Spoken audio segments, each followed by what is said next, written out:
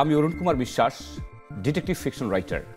আপনাদের সবাইকে আমন্ত্রণ জানাই ব্যাংকক নিবেদিত বই বিষয়ক আড্ডা অনুষ্ঠান বই ভালোবাসি তোমারে। আমরা মূলত এই অনুষ্ঠানের প্রতি পর্বে একজন করে আড্ডাবাজ সাহিত্যিককে নিয়ে আসি, লেখক, পাঠক কিংবা প্রকাশক, যিনি বই নিয়ে কথা বলেন। আমাদের আজকের আড্ডার মধ্যমণি অনিকেত বিশ্বাস, এ-লেভেল গ্রাজুয়েটস এবং একজন আদর্শ পাঠক। কেমন আছো? খুব ভালো আছি। আচ্ছা, আমি প্রথমেই জানতে চাই তোমাদের এই তরুণ পাঠক প্রজন্ম বলতে চাই, তারা বই নিয়ে কি ভাবছে, বইয়ের প্রতি তারা কতটা আবিষ্ট এবং কতটা তারা বইকে আপন করে নিতে পেরেছে? আসলে এখন বইয়ের বিষয়টা খুবই নিশ হয়ে গিয়েছে। আমরা এখন সোশ্যাল মিডিয়া, ইনস্টাগ্রাম, টিকটক, এইটা যেখানে কন্টেন্ট ইজিলি ডাইজেস্ট করা যায় সেটাতেই মানুষ আসলে স্বচ্ছন্দ বোধ করে। এখন বই যারা পড়ে তারা আসলে খুব মাইনরিটি বলতে পারি আমরা, যারা হয়তো ছোটবেলার থেকে সেই শখটা ক্যারি করতে পেরেছে। আমাদের মধ্যে ম্যাক্সিমাম মানুষ হয়তো সেটা ক্যারি করতে পারে না বড় হতে হতে। আচ্ছা, এখানে আমার প্রশ্ন, আমরা যদি বইকে মোটা দাগে খাবারের সঙ্গে তুলনা করি, তাহলে আমরা জানি চিপস, চানাচুর, এই জাতীয় খাবারগুলো কিন্তু খেতে আমাদের খুব ভালো লাগে, কিন্তু এখানে তো কোনো পুষ্টিগুণ নেই। তো সেক্ষেত্রে আমাদের কি খাদ্যাভ্যাস অর্থাৎ পড়ার অভ্যাস কি পরিবর্তন করা উচিত নয়? অবশ্যই আমি এখানে বলতে পারি যে আমরা চিপস, চকলেটের সাথে তুলনা করতে পারি সোশ্যাল মিডিয়া, যেটা হয়তো খেতে মজা লাগবে বেশি বা আমরা ইজিলি বা এনজয় করব বিষয়টা, কিন্তু এটা অ্যাকচুয়ালি আমাদের কোনো পুষ্টি হইতেছে কিনা এটার কোনো নিশ্চয়তা নাই। কিন্তু একটা ভালো বই একটা মানুষকে যেভাবে ট্রান্সফর্ম করতে পারে সেটা কখনো ইন্টারনেটের নর্মাল এন্টারটেইনমেন্ট কখনো সেভাবে করতে পারবে না। কারণ আমি জানি ইন্টারনেটের মাধ্যমে আমরা হয়তো একটা বড় একটা তথ্য ভান্ডার বা তথ্য সাম্রাজ্যের মধ্যে প্রবেশ করতে পারি, কিন্তু সেটা জীবনকে কতটা উদযাপিত করবে সেটা কিন্তু আমরা গ্যারান্টি দিতে পারি না, তাই নয়? হ্যাঁ, ব্যাপারটা সেরকমই। অন্য সাইড দিয়ে অনেকে হয়তো সোশ্যাল মিডিয়ার থ্রুতে ডিপ্রেশন বা আরও যত নেগেটিভ অ্যাসপেক্ট আছে সেগুলো always it comes in to play. But একটা ভালো বইয়ের থ্রুতে মানুষের শুধু ডেভেলপমেন্টই হতে পারে। আমার মনে হয় না কোনোভাবে সেটায় খারাপ কোনো এফেক্ট পড়তে পারে একটা মানুষের উপর। অর্থাৎ আমাদের বই যাপন করা উচিত, বইয়ের সঙ্গে বসবাস করা উচিত। আচ্ছা, এবারে আমি তোমার ব্যক্তিক অর্থাৎ পার্সোনাল রিডিং নিয়ে কথা বলতে চাই। তুমি কি ধরনের বই পড়ে স্বচ্ছন্দ বোধ করো বা পড়ছো? রাইট নাও আমি ডিটেকটিভ বই পড়ছি। আমি আগাথা ক্রিস্টির Sherlock Holmes side by side সিরিজটা শেষ করার চেষ্টা করছি।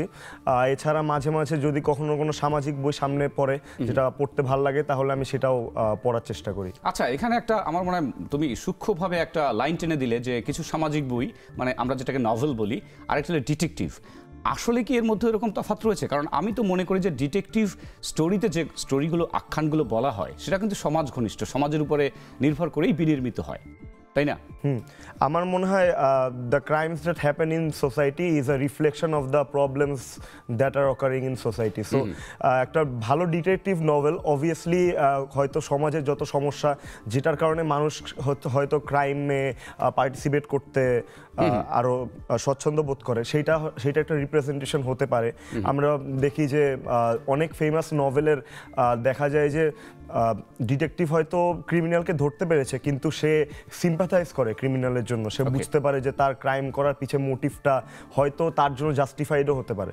আমরা ক্রাইম অ্যান্ড পানিশমেন্ট উপন্যাসে কিন্তু এরকমই একটা ব্যাখ্যা দেওয়া হয়েছে যে সমাজ আসলে ক্রিমিনালকে তৈরি করে, লালন করতে এবং পোষণ করতেও তার একটা দায় থাকে। অর্থাৎ সমাজকে এক্ষেত্রে কিন্তু টেনে আনতেই হয় এবং তারা কিন্তু এখানে একটা রোল প্লে করছে। এবং এই জন্য বলা হয় অনেক সময় ক্যারেক্টারাইজেশনের ক্ষেত্রে সমাজ এবং সময় দুটোই কিন্তু একাধারে কাজ করে থাকে। আচ্ছা, আরেকটি প্রশ্ন আমি জানতে চাই তোমার কাছে, সেটি হলো এই যে ডিটেকটিভ স্টোরি বা অ্যাডভেঞ্চার থ্রিলার বলা হয়ে থাকে বর্তমান সময়ে এই বইগুলো বেশি পাঠকপ্রিয়তা পাচ্ছে, পেছনে কারণ কি? আমার কাছে মনে হয় যে সেই এক্সাইটমেন্টের যে ব্যাপারটা আমাদের ব্রেইন ওভাবেই ফাংশন করে, যে জিনিসটা আমরা হয়তো আমরা ইজিলি বুঝতে পারবো, ইজিলি আমাদেরকে এন্টারটেইনমেন্ট দিতে পারবে, সেই বইগুলো সবসময়ই হয়তো বেশি পপুলারিটি রিচ করবে। তো আমার মনে হয় এই কারণে একটা থ্রিলারকে কম্পেয়ার করা যায় একটা মুভির সাথে, সেই একই লেভেলের আমরা এক্সাইটমেন্ট পেতে পারি। সো এই কারণেই আমার মনে হয় ন্যাচারালি এগুলোর ডিমান্ড বেশি থাকবে। হ্যাঁ, এবং আমরা বলে থাকি জীবন মানেই নাটক, এবং সেই নাটকীয়তার মধ্যে রোমাঞ্চ থাকে, যেটাকে আমরা বলি সাসপেন্স, ট্রিক্স, ট্রিক্স এবং টুইস্টস অ্যান্ড টার্নস, অর্থাৎ জীবনে কিন্তু দেখবা একটা নিষিদ্ধ বা নেতিবাচকতা কোনো কোনো ক্ষেত্রে, ক্রিমিনালিটি, এগুলোর প্রতিও কিন্তু মানুষের এক ধরনের পক্ষপাত থাকে নাকি? হ্যাঁ, অবশ্যই। আমার মনে হয় যে মানে we are naturally drawn to negative things. আর এদিক দিয়ে হয়তো আমরা মানে যেখানে যে ড্রামার অ্যাসপেক্টটা একটা ক্রাইম থ্রিলারে, সেটা আমাদেরকে অবশ্যই আকর্ষিত করে। ওকে, আরেকটা জিনিস আমি ক্রিমিনোলজি পড়তে গিয়ে দেখলাম যে মডার্ন ক্রিমিনোলজির ফাদার সিজার লোম্ব্রোসো উনি তো বলেই বসেছেন মানুষ জন্মগতভাবেই অপরাধপ্রবণ। ক্রিমিনাল শব্দটা আমি ব্যবহার করছি না। তো এই অপরাধ প্রবণতা, আমি তো মনে করি বই পড়লে কিন্তু মানুষের এই যে এই অপরাধ প্রবণতা বা নেগেটিভ অ্যাসপেক্টগুলো থেকে বেরিয়ে আসতে পারি কি? সে যদি বইয়ের একটা রোল মডেল হিসাবে নিজেকে দেখতে চায়, আমরা অনেক সময় দেখি যে আমরা মুভির ক্যারেক্টারের মতো নিজেকে প্রেজেন্ট করতে চাই। সিমিলারভাবে আমার মনে হয় একটা বইয়ের যদি তার একটা রোল মডেল থাকে, একটা মানুষ চাবে নিজেকে ওই একই চোখে দেখতে, সো সে অবশ্যই হয়তো খারাপ জিনিস থেকে দূরে থাকার চেষ্টা করবে। ভিক্টর হুগোর একটা কথা আছে যে রাত যত গভীর হোক সেটা কিন্তু একসময় কেটে যাবে, সূর্য হেসে উঠবে। তুমি কি বলবে? আমারও একই ধারণা। আমাদের মনে হয় যে আমাদের জীবনে অনেক সময় অনেক কঠিন সময় যাবে, যে সময় মনে হবে যে আসলে ভালো কিছু আমরা অ্যাচিভ করতে পারবো কিনা সেটা একটা আনসার্টেনিটি, কিন্তু আসলে আমাদের অপটিমিস্টিক থাকা ছাড়া আর কোনো উপায় নেই। কারণ আমাদের মন যখন সুস্থ থাকবে তখনই আমরা হয়তো নিজেকে ভালো কিছু অ্যাচিভ করার জন্য যে মাইন্ডসেটটা দরকার সেটা প্রিপেয়ার করতে পারবো। হ্যাঁ, এবং দেবী সেঠি একটা খুব দুর্দান্ত কথা বলেছে, একজন রোগীকে আমরা তখনই বাঁচাতে ব্যর্থ হই যখন রোগী নিজেই বেঁচে থাকতে চায় না। অর্থাৎ আশাবাদিতা, ইতিবাচকতা, এটাই জীবন নাকি? অ্যাবসলিউটলি। আমার মনে হয় যে আমরা যখন মানে মেন্টাল স্ট্রেংথ বেশি ইম্পর্টেন্ট আমার কাছে মনে হয় ফিজিক্যাল স্ট্রেংথের জন্য, আর মেন্টাল স্ট্রেংথে ইনফ্লুয়েন্স করবে একটা মানুষের ফিজিক্যাল হেলথ। ওকে, অ্যানাদার থিং, আজকালকার তরুণরা আমরা তাদেরকে মাঝে মাঝে ডিপ্রেসড দেখি, স্ট্রেসড হতে দেখি। তো এক্ষেত্রে বই কি ভূমিকা পালন করতে পারে?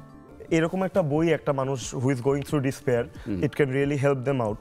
বা হয়তো তারা মোটিভেশনাল বই পড়ুক বা না পড়ুক, তারা যদি একটা ভালো বই পড়ে ডিস্ট্রাকশন খুঁজে পায় তার জীবনের কষ্টের সময় থেকে, দ্যাটস অলসো গুড ইনাফ। হ্যাঁ, এবং আমার মনে হয় যদি তুমি আমাকে জিজ্ঞেস করো যে আমি বই পড়ে কি শিখেছি, আমার মনে আছে তখন আমি ক্লাস 7-8-এ পড়ি, আমি একটা বই পড়েছিলাম বিনয় বাদল দীনেশ। তুমি নিশ্চয়ই জানো তারা ব্রিটিশ বিরোধী বিপ্লবী ছিলেন। তো সেখানে আমি দেখেছি, বই পড়ে আমি শিখেছি যে নিয়ম নিষ্ঠা, সময় নিষ্ঠা।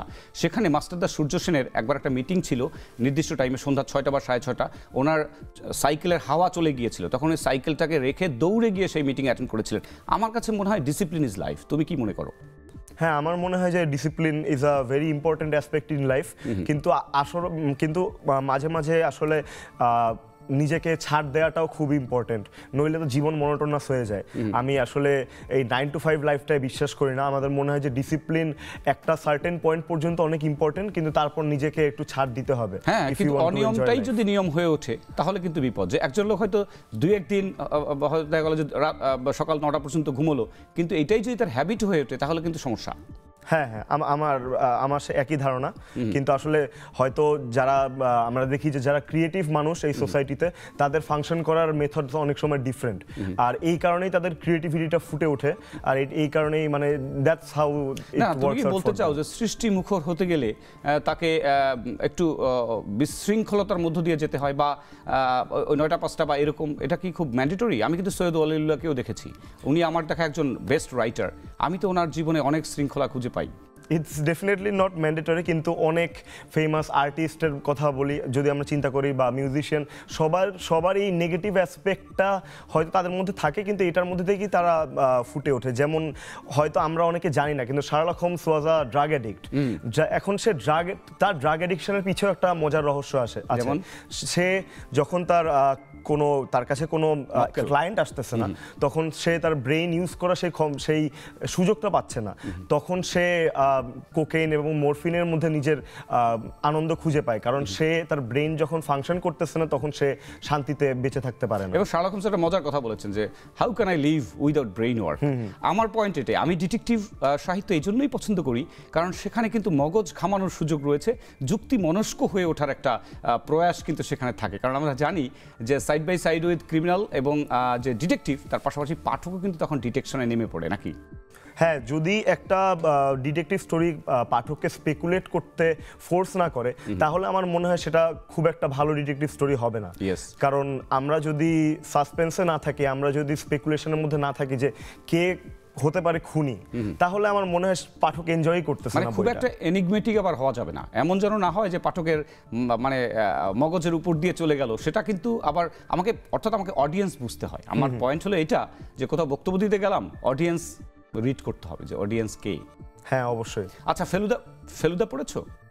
ফেলুদা হয়তো বইটা পড়া হয় না, কিন্তু আমি মুভি কয়েকটা আমি সাজেস্ট করবো খুবই যে সত্যজিৎ রায় আমার দেখা মতে ওনার থ্রিলও ডিটেকটিভ, নট অনলি ডিটেকটিভ, সেখানে থ্রিল রয়েছে পাতায় পাতায়, পড়তে পড়তে। আমি মনে হয় তুমি এই বইটা তুমি পড়তে পারো। পুরো বই একবার শুরু করলে তুমি এটাকে পুট ডাউন করতে পারবে না। চা না কফি? কফি। কেন কফি, কেন চা নয় কেন? আসলে আমার কাছে কফি খাওয়াটা is more utilitarian than result of habit. So আমার মনে হয় যে চা খেয়ে আমি যে ক্যাফেন ইনটেকটা হচ্ছে সেটার থেকে কফি খাওয়াটা আরো, অর্থাৎ আমি বলতে চাই যে এটা যতটা না ট্রেন্ডস, তার চেয়ে বেশি হলো এটার উপযোগিতা, ইউটিলিটি ভাল লাগে।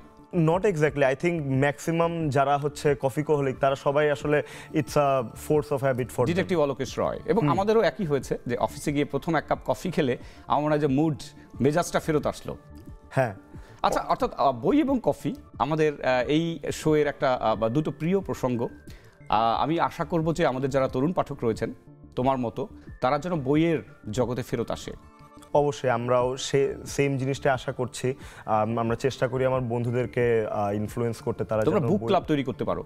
হ্যাঁ, অবশ্যই, তাও তৈরি করা যায়। মানে বিভিন্ন অজুহাতে বই পড়া যায়, কফি খেতে খেতে বই পড়া যায়, আড্ডা দিতে দিতে, even if somebody in romance, বই সেখানে একটা ভালো অনুষঙ্গ হতে পারে।